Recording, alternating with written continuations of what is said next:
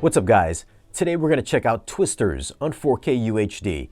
I'm not here to talk about how good or bad the movie is, I'm just going to share some thoughts on the audio and video quality.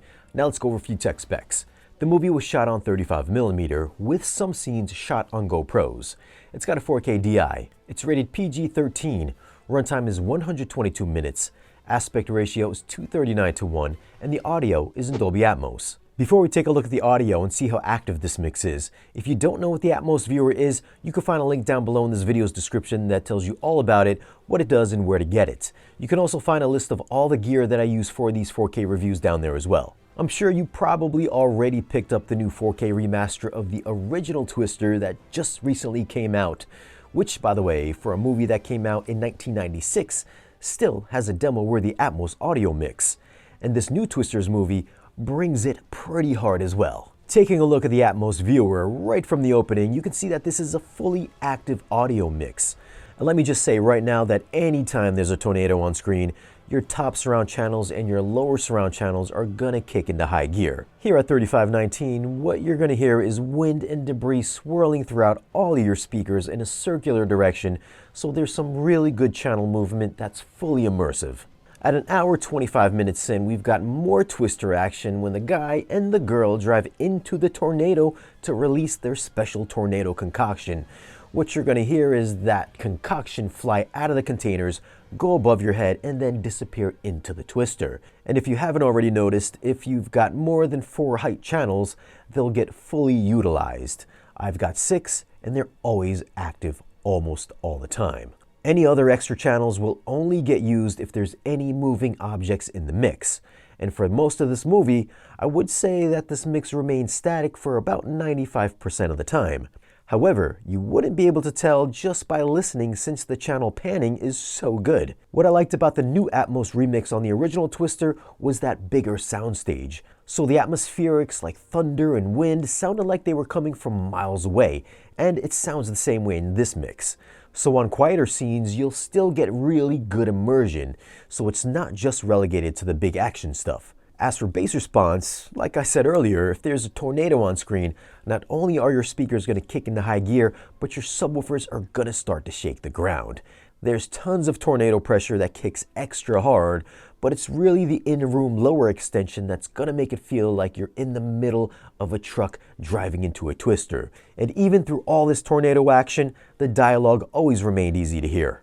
And thank you to Kaleidescape for supplying me with this copy of Twisters so I can bring you, the home theater movie loving community, this 4K review. Now, if you want to get your movies weeks and sometimes months before they come out on 4K Blu-ray, you can pick up a Kaleidescape at our channel partner, Dream Media. Links can be found in this video's description. If you like the way the original Twister looked on film, then I'm sure you're going to like the way this one looks too. This was shot on 35mm, so there's a healthy amount of film grain. So if you don't like it, then there is a chance you might not like the way this movie looks. Although there are some scenes that were shot using GoPros, so it will have that digital look without the film grain. Although there's not too many scenes like that. Now this isn't going to be a 4K razor sharp crispy transfer, so don't go in expecting to count nose hairs. There's still plenty of fine detail with some nice textures on clothing and background scenery. The CG takes it up a few notches over its predecessor and does look more realistic. I never personally found it distracting or fake. As for the HDR, much like the original Twister, this one doesn't have a super bright transfer, so this does lean on the dimmer side, which did look the same way as it did when I saw it at the Dolby Cinema. The color palette is mostly greens and blues because of the outside filming locations, like in the original movie, so it's not going to be a bright, vibrant, colorful looking movie like you would get on something like Aquaman. So the colors are going to be slightly desaturated and muted. There are some nice specular highlights from lights and the numerous lens flares, and there's even a couple of explosions that do have some nice pop.